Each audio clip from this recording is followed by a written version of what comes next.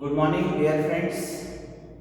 Now, before Diwali vacation, we started with drugs acting on autonomic nervous system.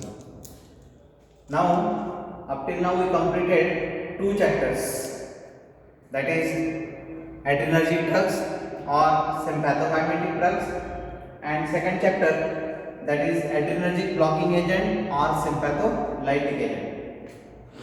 Now, you know that under drugs acting on ANS, total chapter number of chapters, that is 4. So up till now we completed two chapters. Now today we start with the third chapter, that is parasympathomimetic agents. Parasympathomimetics, or these agents are also called as cholinergic agents or cholinergic drugs. Remember the other names. मागच्या वेळेस आपण बघितलं की that these agents definitely classification, definitions, give reasons, कमीत कमी 14 मार्काला या chapter 4 chapters ते विचारले जातात. सो cholinergic drugs.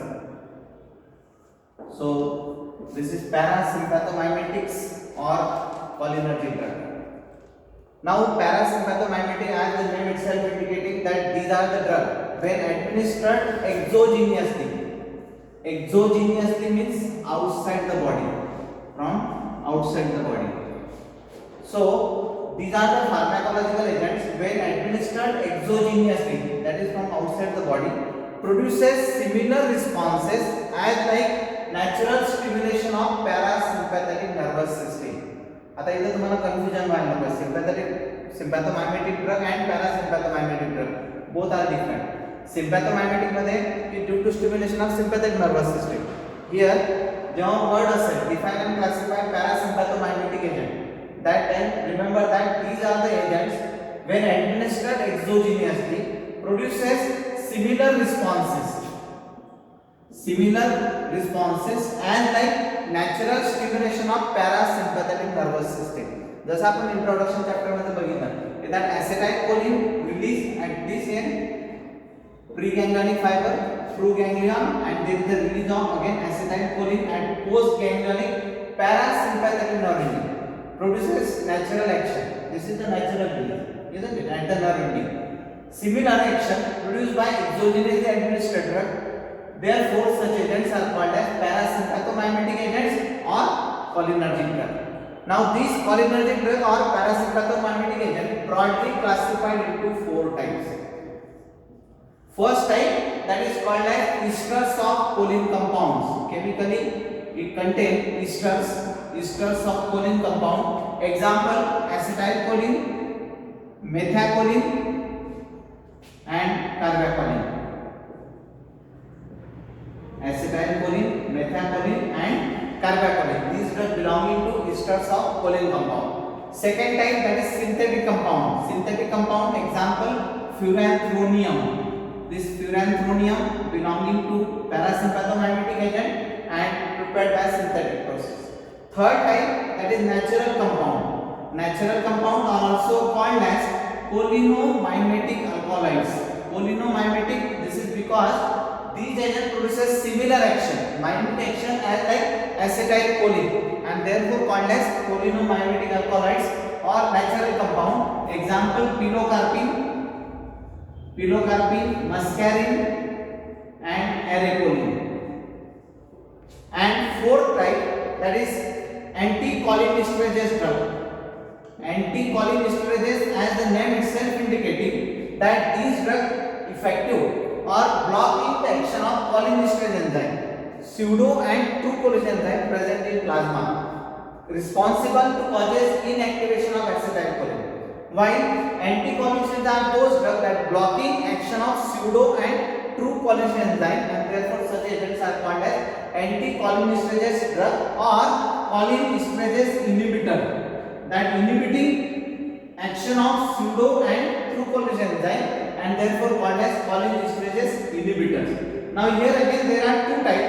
One, that is reversible anticholinesterase drug, and second one, that is to be called as irreversible anticholinesterase drug.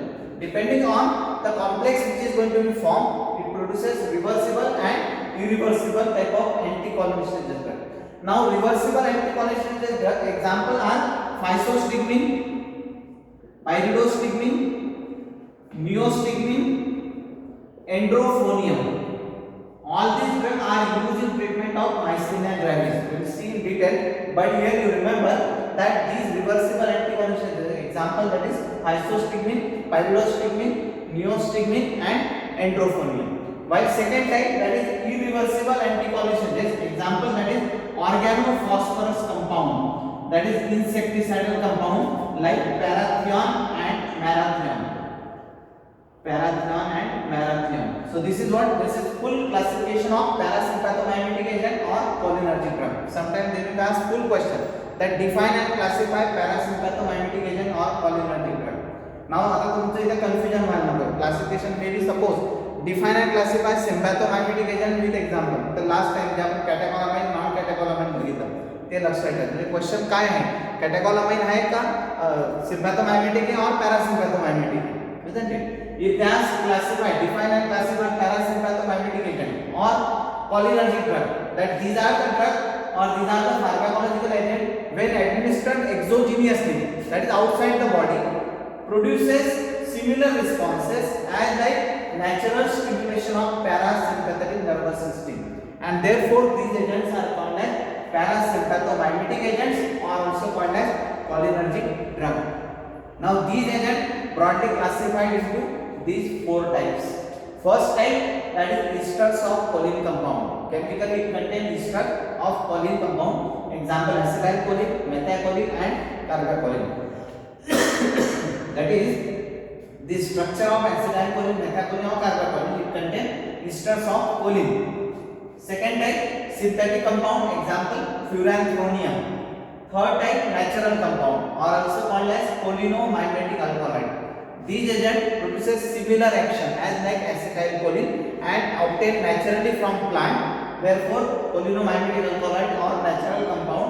Example: pilocarpine, muscarine, and arecholine.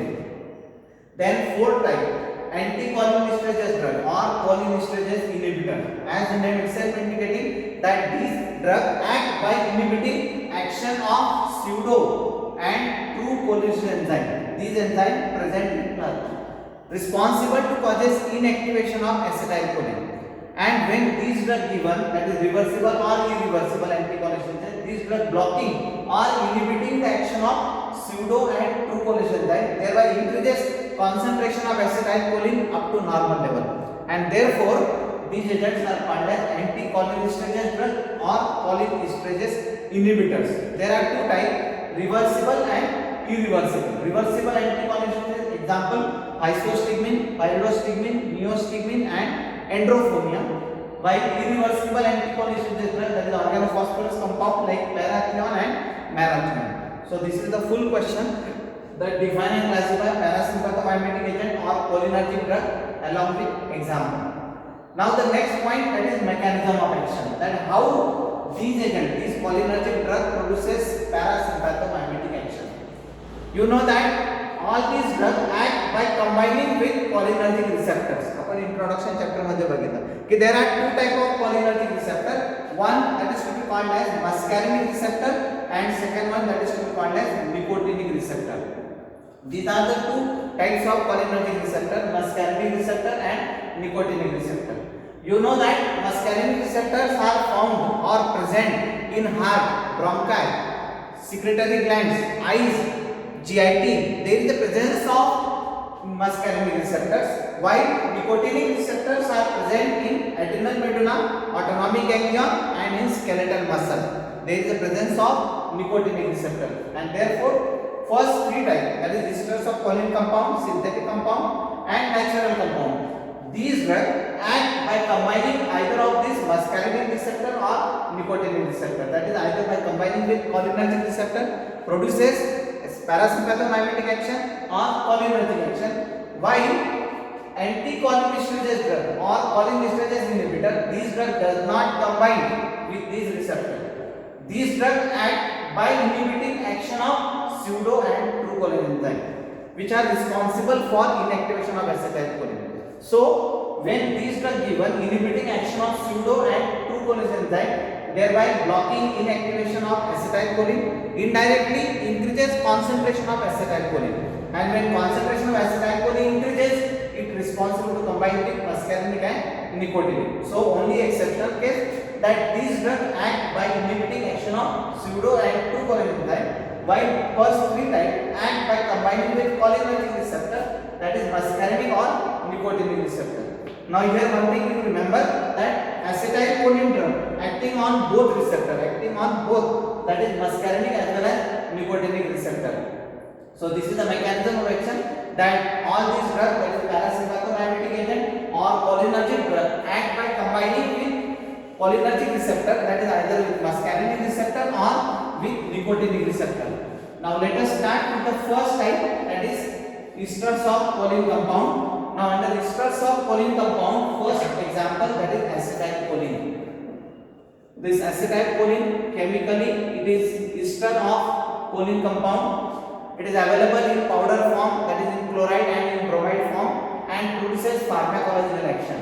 And the different pharmacological action of acetylcholine, that major action, that is on cardiovascular system or on heart. Acetylcholine majorly produces action on heart or on cardiovascular system, that by acting on heart or on CVS, it causes decrease in heart rate and decrease in force of contraction. You know that adrenaline increases heart rate and force of contraction, while acetylcholine drug when given by acting on muscarinic receptor, you know that heart contain muscarinic receptor. So by combining with muscarinic receptor, it causes decrease in heart rate and decrease in force of contraction, thereby decreases cardiac output. Means these drug produces negative chronotropic and negative inotropic effect. Chronotropic, that is related with heart rate, and inotropic, that is related with force of contraction. So when acetylcholine given, it decreases heart rate, decreases force of contraction, means produces negative chronotropic and negative inotropic effect, and thereby decreases cardiac output also. In addition to this, these drugs, acetylcholine also by acting on peripheral blood vessel, it produces peripheral vasodilation of blood vessel, and due to peripheral vasodilation of blood vessel, it produces hypotension, that is lowering in blood pressure. So this is the first effect of acetylcholine, that is on cardiovascular system on heart. It causes negative chronotropic and negative inotropic effect, decreases heart rate and decreases force of contraction, while adrenaline drug increases heart rate, increases force of contraction, that is produces positive chronotropic and positive inotropic effect. Then in addition to this, also produces major action on bronchial smooth muscle. This acetylcholine drug or cholinergic drug by acting on bronchial smooth muscle causes constriction action. Constriction action on bronchial smooth muscle, that is produces bronchospasm. Bronchospasm, that is nothing but constriction of bronchial smooth muscle. And due to this reason, cholinergic drug or parasympathomimetic drug should not be given to bronchial asthma patient. Already you know that bronchial asthma, there is a constriction of bronchial smooth muscle, and therefore there is a difficulty in breathing. In such a patient, if parasympathomimetic drug or cholinergic drug given, this cholinergic drug by acting on bronchial smooth muscle again causes constriction, that produces severe difficulty in patient, or there is a severe difficulty occurs in breathing. To overcome this bronchospasm effect, it should not be given, it should be contraindicated to bronchial asthma patient also. In addition to this, by acting on GIT, it also causes constriction action, constriction of GIT smooth muscle, and thereby increases tone, motility and peristaltic movement. So on smooth muscle, bronchial smooth muscle and GIT, it produces constriction action, thereby increases tone, motility and peristaltic movement. In addition to this, also produces action on secretory gland, that is on secretions. By acting on secretory gland, it increases all types of secretions. Parasympathomimetic drug or cholinergic drug increases bronchial, nasal, salivary secretion, as well as increases GIT, hydrochloric acid secretion, and therefore these drugs also contraindicated in peptic ulcer patient, should not be given to peptic ulcer patient. This is because by acting on secretory gland, these drugs increases all types of secretion, that is bronchial, nasal and salivary secretion increases. Also increases GIT, hydrochloric that leads to produces peptic ulceration in patient, and therefore these drugs should be contraindicated in peptic ulcer also. In addition to this, also produces action on eyes. All parasympathomimetic agent or cholinergic drug by acting on eyes produces constriction of pupil. Constriction of pupil, that is called as miosis. Miosis, that is nothing but there is a constriction of pupil, decreases size of pupil than normal. Such a individual, he can able to see only nearer object. He cannot able to see far away object. You know that sympathomimetic agent or adrenergic drug causes mydriasis, while parasympathomimetic agent or cholinergic drug produces miosis. Sometimes they will define miosis, give example. So miosis, that is nothing but constriction of pupil, reduces size of pupil than normal. Such an individual, he can able to see only nearer object. He cannot able to see far away object. That phenomenon that is called as miosis. And the example of miotic drug are all pilocarpine, muscarine, arecolin, all these cholinergic drugs or parasympathomimetic agent acting as miotic drug. So these are the pharmacological actions of acetylcholine. By acting on heart, it produces negative chronotropic, negative inotropic effect, decreases cardiac output, also produces hypotension. So because of this vasodilation effect on blood vessel, it produces hypotension, and therefore it is also contraindicated or should not be given to hypotension patient also. Then on bronchial smooth muscle there is a bronchospasm action, that is constriction of bronchial smooth muscle. On GIT also causes constriction of GIT's muscle, thereby increases tone, motility, peristaltic movement. On secretions, it increases all types of secretion, that is salivary, nasal, bronchial secretion, and also increases gastric hydrochloric acid secretions also. While on eyes it produces miosis effect. So these are the different pharmacological actions of acetylcholine. Now these actions, that is on muscarinic action, that is acting on muscarinic. You know that acetylcholine acting on both receptor, muscarinic as well as nicotinic. So under muscarinic action, these are the muscarinic action. While second one, that is nicotinic action. Nicotinic action, that when acetylcholine given along with this atropine is given, this atropine that is used as anticholinergic drug which block muscarinic actions of acetylcholine. Now here, suppose when large dose of acetylcholine given and atropine given, this atropine drug by antagonism mechanism it block muscarinic effect of acetylcholine. Still, large dose of acetylcholine also acting on skeletal muscles, adrenal medulla and autonomic ganglion, and these actions are similar to actions like nicotine, and therefore these actions are also called as nicotinic action. So remember that acetylcholine drug acting on both receptors. You also know that adrenaline acting on both alpha and beta receptor. Similarly, acetylcholine drug acting on muscarinic as well as nicotinic action. So what are nicotinic action? Nicotinic action, that is nothing but when acetylcholine drug given in large doses and atropine given, this atropine drug acting as anticholinergic agent which block muscarinic actions of acetylcholine. Now here, still large dose of acetylcholine produces action on skeletal muscles, adrenal medulla and on autonomic ganglion, and these actions are similar to nicotinic action and therefore called as nicotinic action. So by acting on skeletal muscle, it produces powerful contraction of skeletal muscle. These drugs are useful in myasthenia gravis, particularly below neostigmine, physostigmine, pyridostigmine. These drugs are used in treatment of myasthenia gravis because of what? Because of powerful contraction of skeletal muscle. So these drugs used in paralyzed muscles or used in myasthenia gravis also because of powerful contractions of skeletal muscle. Similarly, on adrenal medulla and autonomic ganglion, it produces stimulation action and thereby increase release of noradrenaline, adrenaline, acetylcholine, and that leads to produces pheochromocytoma condition also. That is due to stimulation of adrenal medulla, and therefore these drugs are also contraindicated in pheochromocytoma patients also. So these are the two types of pharmacological actions of acetylcholine, that is acting on muscarinic as well as nicotinic receptor. Now what are the adverse effects or side effects of acetylcholine? If you understand pharmacological action, very easy that first side effect that it causes hypotension. So first thing that it produces hypotension because of peripheral vasodilation of blood vessels. Second thing, it causes bronchospasm.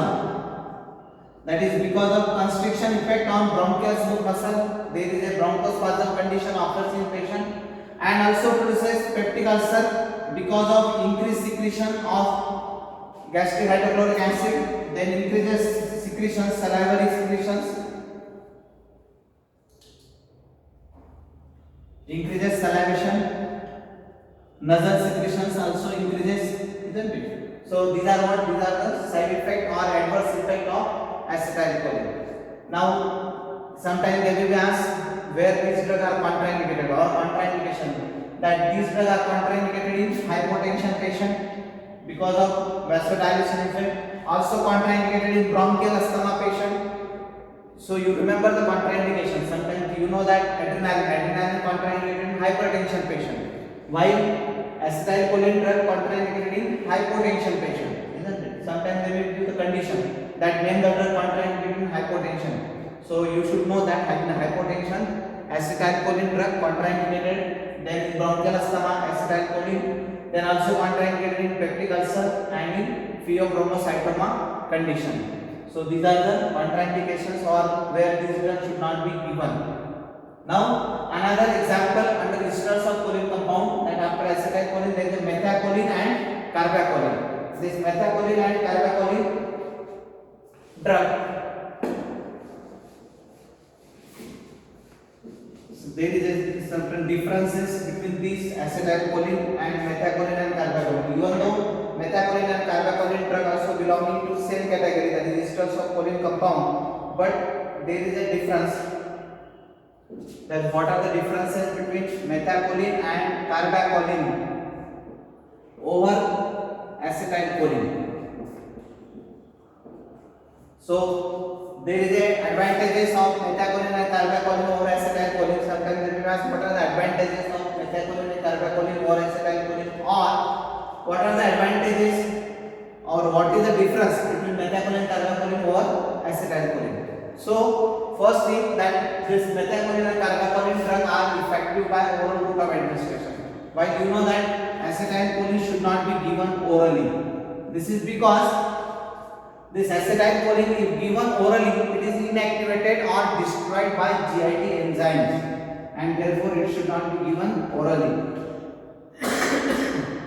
So sometimes they will ask give reason that why acetylcholine should not be given orally. This is because if given by oral route of administration, it is inactivated or destroyed by GIT enzymes. Another reason which is repeatedly asked, that is why acetylcholine never used therapeutically. Even though it acting on both muscarinic and nicotinic receptor, but it is never used therapeutically or it is not used clinically. In clinical practice, acetylcholine is not used. What is the reason? So the first reason, that acetylcholine is not effective by oral route as it is destroyed by GIT enzymes. In addition to this, if this acetylcholine given by parenteral route, it is inactivated by pseudo and true colination enzyme, causes inactivation. That suppose this acetylcholine drug plus cholinesterase enzyme like pseudo or true colination enzyme, and which causes inactivation of acetylcholine. There is a breakdown of acetylcholine, so that acetic acid separated, choline separated, and esterase enzyme, means there is a inactivation or breakdown of ester of compound of acetylcholine take place. Acetic acid separated, choline compound and ester compound. That there is a inactivation of acetylcholine take place is given by parenteral route. Because of what? Because of presence of pseudo and true colination enzyme causes the inactivation or breakdown of ester compound. So that acetic acid separated, choline separated, esterase enzyme separated. That doesn't produces any pharmacological action. And third thing, that these drugs also should not be given or may not be crosses placental barrier as well as blood-brain barrier also, and therefore this drug shows very short duration of action or it is not used in clinical practice. हा reason बऱ्याच paper मध्ये विचारले, why acetylcholine never used therapeutically or not used in clinical practice. What is the reason? So mainly there are three reasons. First thing, that it is not effective by oral route because it is inactivated or destroyed by GIT enzyme. If given by parental route, it is inactivated or destroyed by pseudo or true collagen enzyme, which causes inactivation of acetylcholine. There is a reaction that acetylcholine combined with polyester enzyme, there is inactivation occurs, so that acetic acid separated, choline separated, and esterases compound separated. That is breaking of ester compound of acetylcholine, isn't it? That because of inactivation doesn't produces any pharmacological action, and also it does not process blood-brain barrier also. Due to this reason, acetylcholine never used therapeutically or not used clinically. Or sometimes they may be asked why acetylcholine shows very short duration of action. The reason is going to be same, isn't it? So question may be asked that why acetylcholine never used therapeutically or not used in clinically or shows very short duration of action. तिन्ही पद्धतीने जरी विचारलं तर answer same राहणार आहे, that these are the three reasons, isn't it? So these are the give reasons or why acetylcholine not effective orally. Then you supposed to write down that these drugs are inactivated by GIT enzyme. Now the next point, that is methacholine and carbacholine. What is the advantages or what is the difference between methacholine and carbacholine over acetylcholine? So methacholine and carbacholine drugs are effective by oral route of administration, while acetylcholine never given by oral route. Another difference that methacholine and carbacholine drugs resistant against the action caused by pseudo and true collagen enzyme, while acetylcholine inactivated by pseudo and true collagen enzyme, isn't it? And due to this reason, methacholine and carbacholine produces long duration of action as compared to acetylcholine, while acetylcholine produces very short duration of action due to inactivation by pseudo and true collagen enzyme, while methacholine and carbacholine are resistant against the action caused by pseudo and true collagen enzyme, and therefore produces long duration of action as compared to acetylcholine. Another difference that methacholine and carbacholine produces selective muscarinic action, acting only on muscarinic receptor, that is on heart, bronchi, GIT, eyes, while acetylcholine acting on both receptors, that is muscarinic as well as nicotinic receptor, isn't it? So this is the difference between methacholine and carbacholine over acetylcholine. So sometimes they may ask what are the differences or what are the advantages of methacholine and carbacholine over acetylcholine, or what is the difference? So first difference, that methacholine and carbacholine are effective by oral route of administration. Then another difference, that methacholine and carbacholine are resistant against the action caused by pseudo and true collagen enzyme, and thereby produces long duration of action. Then these drugs produces selective muscarinic action, while acetylcholine acting on both muscarinic and nicotinic action. Now this methacholine and carbacholine are widely used in treatment of glaucoma. Sometimes they may ask what is glaucoma, name any two drugs using glaucoma. So glaucoma, that is a ocular disease, occurs due to increasing intraocular pressure. It is ocular disease occurs due to increasing intraocular pressure. That disorder that is called as glaucoma. In treatment of glaucoma, particularly pilocarpine, methacholine, carbacholine eye drops are most effective. These drugs, when instilled topically in eye, reduces intraocular pressure and thereby used in treatment of glaucoma. So sometimes they will ask name the drug using glaucoma or what is glaucoma. Give two examples. Glaucoma, that is nothing but it is ocular disease, occurs due to increase in intraocular pressure, and that disorder that is called as glaucoma. So in treatment of glaucoma, particularly methacholine, carbacholine eye drop, then pilocarpine, aracholine, muscarine, these drugs are effective in treatment of glaucoma. When instilled topically in eye, reduces intraocular pressure, isn't it? In addition to this, another use that these drugs are used as myotic drug, that is miosis. So already we discussed that myotic drug. Define miosis. Give example. Miosis, that is nothing but constriction of pupil. There is a decrease in size of pupil than normal. Such individual, he can able to see only nearer object, but he cannot able to see far away object. That condition that is called as miosis. And the myotic drug are same: methacholine, carbacholine, pilocarpine. So example of myotic drug and drug used in glaucoma are same, isn't it? So you remember this. So methacholine and carbacholine are effective in treatment of glaucoma, widely used in glaucoma as well as for myotic purpose. Similarly, furanthronia compound, this is the first type, that is stress of choline compound, acetylcholine, methacholine and carbacholine. While second type, that is synthetic compound, furanthronia produces same action as like acetylcholine, because acetylcholine not used clinically or therapeutically, and therefore synthetic compound like furanthronia are going to be used. Then third type, natural compound or cholinomimetic alkaloids. Cholinomimetic, these drug produces similar action as like acetylcholine and therefore called as cholinomimetic alkaloid, but obtained from natural plant. Example, pilocarpine, muscarine and erelcholine. But these drugs are widely used in the form of eye drops, particularly used in treatment of glaucoma and for myiasis purpose. Pilocarpine, muscarine, erelcholine, methacholine, carbacholine. These drugs are the drug of choice in treatment of glaucoma as well as used as in treatment condition of myiasis. Isn't it? So sometimes we ask what is myiasis, give example, or what is glaucoma, name the drug in glaucoma. So these same drug. So pilocarpine, muscarine, erelcholine produces similar action but widely used in treatment of glaucoma and for myiasis purpose. So this is third type, that is natural compound or cholinomimetic alkaloid compound, pilocarpine, muscarine and erelcholine. Now we left fourth type under classification, that is anti-cholinesterase drug or cholinesterase inhibitors. There are two types, reversible and irreversible. We'll see in next lecture. So today we completed up to three types of parasympathomimetic agent or cholinergic drug, that is acetylcholine, methacholine, carbacholine, then furanthronia, pilocarpine, muscarine and erelcholine. So regarding anticholinesterase drug, we'll see in next lecture. So you continue regarding this third topic under ANS, that is parasympathomimetic agent or cholinergic drug. So in next lecture we see another part, that is anticholinesterase drug or cholinesterase inhibitors. Thank you.